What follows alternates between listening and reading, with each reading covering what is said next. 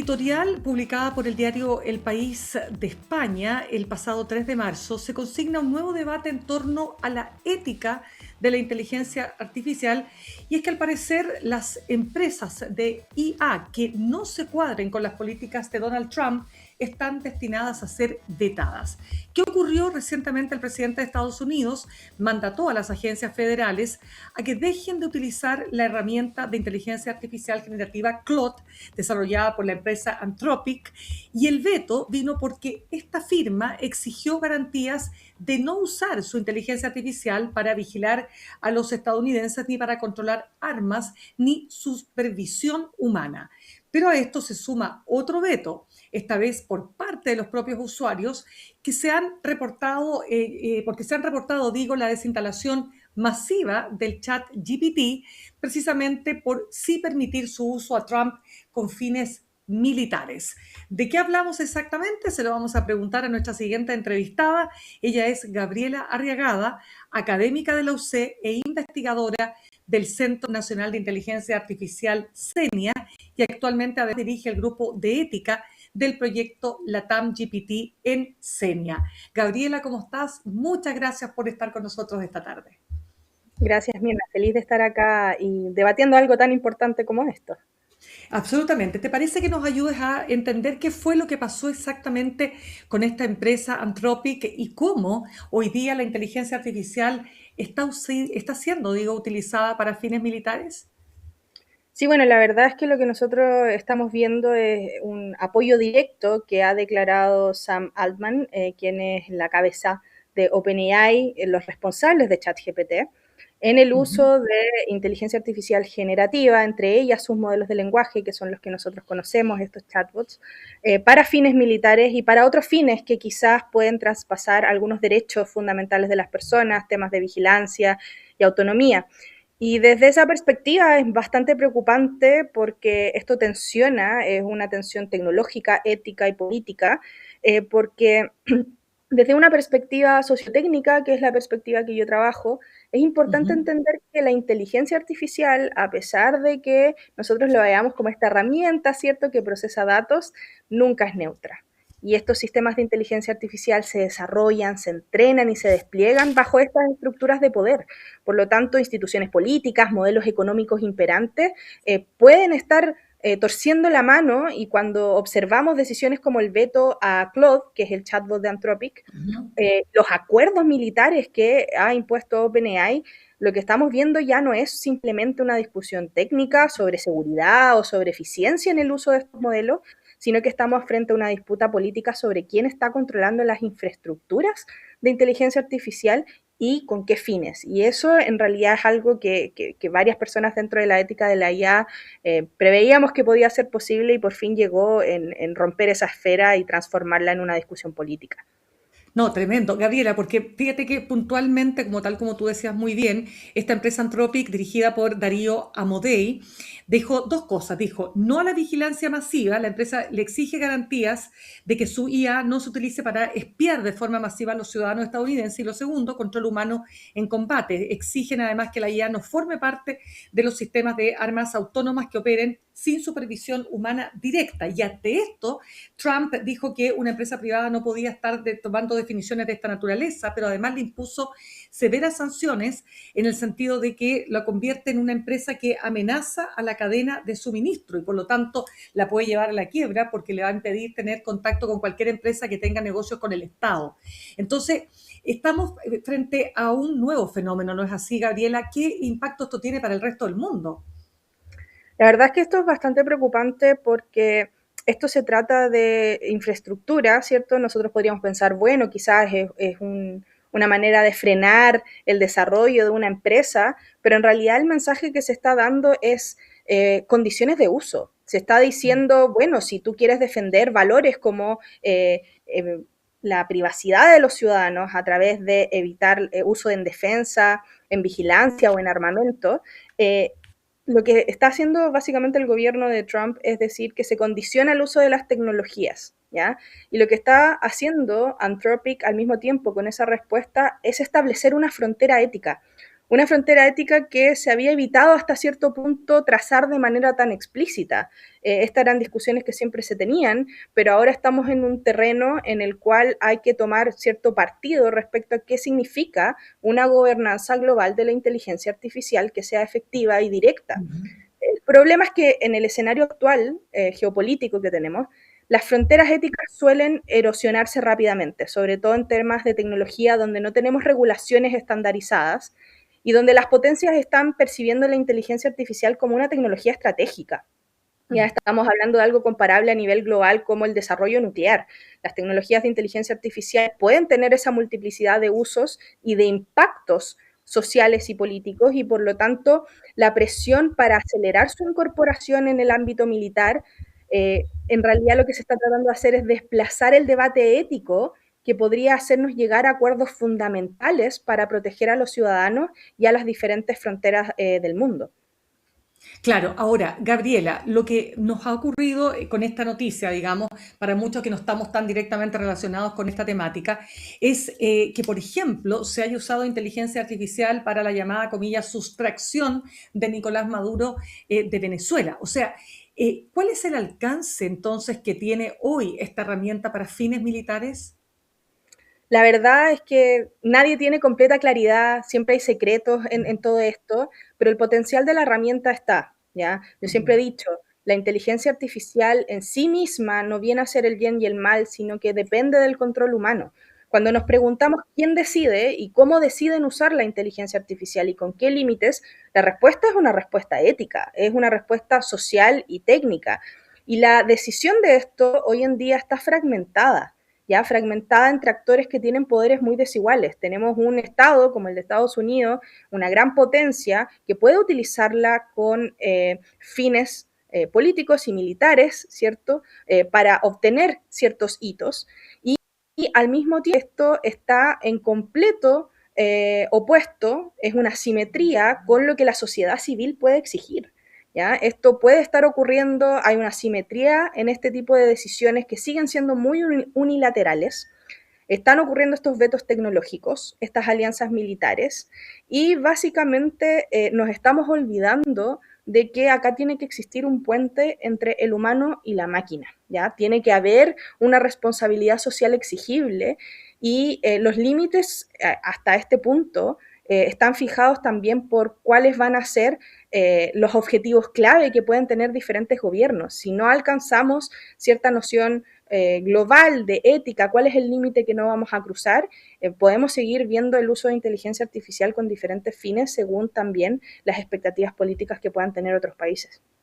Claro, Gabriela, fíjate que Anthropic, claro, tal como decía este artículo del país, dice que Darío Amodei, el dueño de esta compañía, apoyó a Kamala Harris en su campaña de 2024 y por esta razón el presidente Donald Trump ha calificado a esta empresa de izquierda radical woke. Y al mismo tiempo, y aquí quiero entrar contigo, porque la empresa OpenAI, que para que todos estemos hablando el mismo idioma, recordemos que es la empresa que está detrás del súper ultra popular chat GPT, bueno, es la que le ha ofrecido Sam Altman, es un conocido, soportador, ¿cómo se dice? Donante, quiero decir, esa es la palabra, de Donald Trump. Y él ha ofrecido, ¿no es cierto?, completamente la herramienta para el uso que se estime, dice, dentro del ámbito legal, sin duda, pero sin las restricciones éticas que planteaba Anthropic. Esto también puede suponer una cierta, a ver, mejor dicho, el peligro que hay detrás de esto. Sí, la verdad es que esa es justamente una preocupación fundamental y es que el gran avance de la tecnología de inteligencia artificial en estos sentidos más geopolíticos lo están empujando grandes compañías, empresas privadas que no necesariamente van a querer limitarse o establecer esos criterios éticos que parecen ser tan necesarios Y por lo mismo pasa que los principios ya no pueden quedarse en un discurso. O sea, si tenemos una empresa que está dispuesta a decir yo voy a prestar mi herramienta para que se haga absolutamente lo que se quiera hacer y lo que se quiera lograr, sin límites claros, sin responsabilidad social, sin empatía, sin protección a la ciudadanía, más que nunca tenemos que empezar a diseñar marcos regulatorios más complejos, internacionales, mecanismos de supervisión y acuerdos internacionales que establezcan límites. Por ejemplo, en la cumbre de Nueva Delhi, nuevamente, vemos que hubo un acuerdo general sobre el tema de la ética en inteligencia artificial, pero sigue siendo algo optativo, sigue siendo algo que no lo estamos viendo, creo yo, no estamos entendiendo el imperativo ético detrás de esto, y es que entrar en ámbitos como la defensa y los sistemas de armas autónomas no es menor, y no tenemos que bajarle el perfil y entender que el papel que tienen actores geopolíticos como la Unión Europea, también dentro de Latinoamérica, Asia, Estados Unidos, tenemos que entender que la inteligencia artificial debe evaluarse según estos niveles de riesgo. Y parece ser que a menos que tengamos claridad respecto a esos límites, hay áreas en las cuales no deberíamos, por así decirlo en buen chileno, dar chipe libre a su uso y generar entonces un estándar internacional sobre cuál es el límite que tenemos que trazar. ¿Y qué implica, Gabriela, que el Pentágono haya concretado el veto calificando a esta compañía como una amenaza para la cadena de suministro? La verdad es que ahí hay todo un debate estratégico, precisamente porque cuando nosotros hablamos de este tipo de riesgos, tenemos que entender que el mundo también está fragmentado en ciertos bloques tecnológicos, como está ocurriendo la regulación en Estados Unidos, tiene un modelo corporativo militar que está tratando de establecer en este momento, hay modelos estatales tecnológicos que están ocurriendo en China, hay un modelo regulado que es el que está operando en Europa y una incipiente discusión de qué modelos nosotros también vamos a congeniar en Latinoamérica. Entonces, acá hay una ética de la IA que pareciese quedar subordinada a una competencia geopolítica, y eso precisamente es lo que tenemos que evitar. Las señales que nos están mandando en este momento, creo yo, y la reacción quizás que debiese tener el resto del mundo, es no limitarse a observar estas disputas entre potencias, sino que básicamente impulsar esa gobernanza internacional, esos acuerdos y esa responsabilidad en el dedo, precisamente porque sin ese marco global la ética va a seguir siendo un discurso marginal y tiene que tomar la pantalla, tiene que tomar de alguna manera las riendas, porque de no ser así, y debido a que no tenemos tampoco conocimiento de qué va a venir en los próximos 5 años, ahora puede ser la tecnología que ofrece OpenAI, pero esta tecnología va avanzando, se sigue investigando y no sabemos a qué podemos llegar. Y creo que en esa incertidumbre, la ética, la prudencia y la responsabilidad son valores y principios clave que vamos a tener que empezar a exigir también desde el resto del mundo. Bueno, de hecho, esta suerte como de sanción, ¿no es cierto?, de plantearlo como una amenaza para la cadena de suministro, es lo mismo que se ha hecho con empresas extranjeras que para Estados Unidos son hostiles o sospechosas, como Huawei, ZTE o la rusa Kaspersky. Entonces, está poniendo al mismo nivel, y eso también es lo que tú señalas, ¿no es cierto? O sea, hoy día el mundo también está dividido, ya sea en cuanto a hemisferios, también está dividido respecto de hemisferios tecnológicos. Ahora, ¿qué te parece que los usuarios de ChatGPT hayan llamado a salirse masivamente de esta herramienta? ¿Crees tú que tendrá algún impacto? La verdad es que yo soy ferviente creyente de que el impacto social y el aporte que pueden hacer las personas y el empoderamiento y la democratización de este tipo de reacciones es muy importante. Esto habla también de una concientización de la sociedad, entender que esto ya no es el juguete, no es la moda, no es crear la imagen de turno para postear en redes sociales, sino que esta tecnología también puede tergiversarse y utilizarse para fines que pueden ser no solo indeseables, sino que directamente poco éticos. Y por lo tanto, me parece que la respuesta de la ciudadanía, tomar conciencia, a entender los impactos, vuelve nuevamente a poner en la palestra esta idea de que las mismas personas están entendiendo que la tecnología no es neutra, que necesitamos tener una respuesta firme y directa y que no podemos seguir trivializando su uso y no teniendo la conciencia de que estamos aportando directa o indirectamente a fines que podríamos considerar incluso que van en contra de la protección de los derechos humanos. ¿Y cómo debiera reaccionar el resto del mundo? Esta es una de las tantas cosas que están pasando en la era de Donald Trump, pero evidentemente que el mundo está mucho más preocupado hoy día del impacto que pueda tener el ataque a Irán y las repercusiones de esto, ¿no? ¿Cómo crees tú que debiera producirse esa reacción? Yo creo que esto no está desconectado. Esto Mm. todo tiene una seguidilla de eventos. Ahora lo podemos ver como efectos separados, podemos pensar, quizás quiere la tecnología para esto, pero en general los movimientos, esto es un tablero de ajedrez, mueves una pieza y ya tienes que ir 5 movimientos pensados más adelante. Entonces me parece a mí que toda decisión, toda reacción que tengamos ahora va a también coexistir con los efectos geopolíticos que están ocurriendo en el mundo paralelamente. Creer que las discusiones de tecnología y ética en tecnología están separadas de ese contexto geopolítico, yo creo que ya la sociedad se empezó a dar cuenta que no es así, que no podemos hacerlo, y por lo tanto la reacción del mundo, creo yo, es que es a poner alerta. De hecho, esto podríamos incluso vincularlo con lo que está sucediendo en la discusión respecto a cuál es la seguridad de datos, la seguridad tecnológica que va a tener Chile con el famoso cable chino, que le han denominado, precisamente porque son decisiones estratégicas, políticas y éticas sobre el uso y la implementación de tecnología. Entonces creo que no hay que trivializarlo con los gobiernos de turno, ahora es el mandato de un presidente, luego viene otro, una guerra, luego viene otra, sino que esto, toda decisión, toda estrategia va a tener efectos concadenados. Por lo tanto, todo esto va a tener consecuencias que también vamos a ir viendo a mediano plazo. Creo que la reacción del mundo tiene que ir apuntando a eso, cómo desde una visión más ética podemos pensar en ese futuro cercano y no quedarnos simplemente en esa reacción inmediata. Bien, conversamos a esta hora con Gabriela Arriagada. Ella es académica de la Universidad Católica e investigadora del Centro Nacional de Inteligencia Artificial CENIA y actualmente dirige el grupo de ética del proyecto LATAM GPT en CENIA. Gabriela, tú participaste en el Congreso Futuro y te quiero preguntar porque presentaste una charla llamada, ya de alguna manera lo has mencionado, ¿no? Puentes entre humanos y máquinas, ética, diversidad y empatía. Y en este debate, bueno, justamente entramos, ¿no? En esa discusión. Cuando hablamos de estos puentes, ¿cómo se materializa esto? A ver, los puentes están dados también por respuestas respecto a las necesidades y derechos de las personas. En este espacio concreto que tiene que ver con la protección de la seguridad, la privacidad de las personas, la autonomía, pero también una gestión geopolítica, hay que entender que ese puente tiene que estar entrelazado con cuáles son los valores que nosotros tenemos que activar a través de la Mm. tecnología para permitir la defensa de esos derechos. Tenemos que dejar de pensar que la tecnología es, por así decirlo, inocua, que el uso o no uso es una tecnología más, es una herramienta más.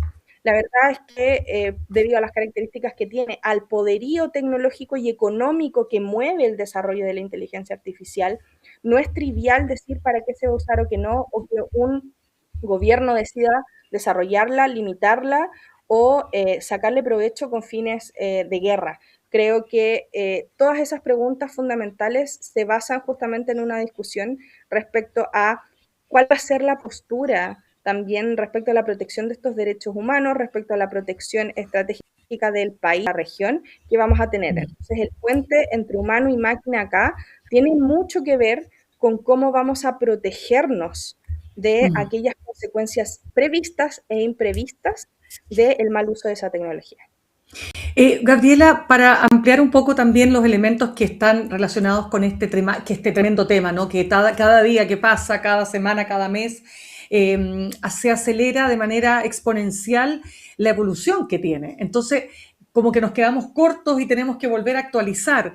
¿Qué es lo que se espera en este tema en términos del desarrollo de la inteligencia artificial para este año 2026? A ver, la verdad es que las tensiones son altas. Hemos alcanzado ciertos avances que quizás ya no nos van a sorprender tanto como público o como usuario en el sentido de que grandes avances que generaron más impacto social ocurrieron desde el año 2022 al 2024. Me parece a mí que ahora va a haber más sofisticación, refinación de ciertos avances tecnológicos, más crítica, más conocimiento, porque mientras más pasa el tiempo y mientras más también conocimiento ganan las personas respecto a la inteligencia artificial, más crítico puede ser su uso y más exigencias podemos hacer respecto a qué tan útil es, porque más datos también tenemos respecto a los impactos que está teniendo en ámbitos muy estratégicos, pero también en ámbitos de la vida cotidiana, en educación, en salud, etcétera. Entonces ahí, a mi parecer, una estrategia que es muy relevante es considerar una ética de la inteligencia artificial basada en el riesgo. Hacer análisis de riesgos que nos permitan a nosotros estar preparados para aquello que sabemos que puede venir, pero también para escenarios futuros que quizás no tenemos un control completo. El escenario de análisis de riesgos nos puede permitir y tener una estrategia a nivel de Estado respecto a esos potenciales futuros del desarrollo de la inteligencia artificial va a ser clave como política estatal para poder hacer frente a aquello que se nos puede venir en los próximos años. Claro, ahora cuando hablamos de riesgo, siempre está la tentación de aquel riesgo que nos dice que un día las máquinas pueden dominar el mundo. Yo sé que todavía es ciencia ficción, pero ¿algo de eso podría ocurrir? Yo he aprendido que uno nunca tiene que decir que algo es imposible.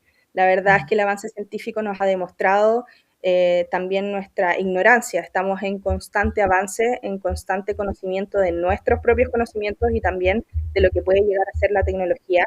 Y por lo mismo creo que a pesar de que sigue siendo un debate que muchas veces se transforma en una discusión de ciencia ficción, a mí me parece que el hecho de que lo sigamos conversando y no lo veamos como algo tan lejano, tiene justamente mucho que ver con la discusión que acabamos de tener ahora.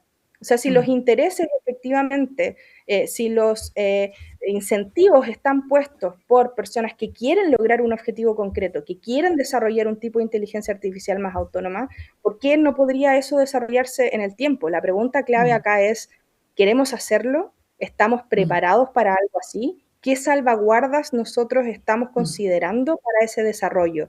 Más allá de la posibilidad técnica de si podemos llegar a eso o no, yo me fijaría también en cuál es el pensamiento crítico de la justificación de es realmente algo que queremos desarrollar y por qué. Creo que esas preguntas fundamentales vienen un poco antes de siquiera pensar que podemos hacerlo técnicamente. Una conversación que, por cierto, no tuvimos respecto a la inteligencia artificial tal y como la vemos ahora.